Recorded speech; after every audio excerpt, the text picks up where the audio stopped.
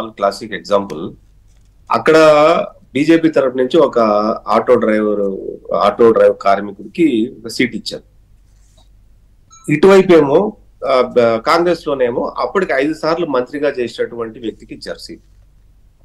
అయితే auto driver ఒక photo పెట్టుకొని ఆయన ప్రజల దగ్గరికి వెళ్ళి గడప గడపకు వెళ్ళి, నా కూతురికి జరిగిన అన్యాయం ఇది, నేను ఫలానా వ్యక్తి నాకు అన్యాయం చేశాడు, ఇప్పుడు కాంగ్రెస్ లో మంత్రి నాకు అన్యాయం చేశాడు, న్యాయం జరగకుండా నాకు న్యాయం చేయండి అని చెప్పి ఇంటింటికి గడప గడపకు వెళ్ళి ఓటు అడిగాడు. జరిగింది ఏంటి? 5 సార్లు కంటిన్యూగా మంత్రిగా చేసినటువంటి వ్యక్తి అప్పటికి 7 సార్లు గెలిచినటువంటి వ్యక్తి 50,000 ఓట్లతో డిఫీట్ అయ్యాడు. ఇప్పుడు జగన్ గారు ఓడిపోతారు, అయితే అవినాష్ రెడ్డి ఓడిపోతాడు. నేను అనేది ఇక్కడ జరుగుతుందా జరగదా అన్న దాని మీద నేను మాట్లాడటం లేదు. కానీ భారతదేశం అనేది కర్మదేశం.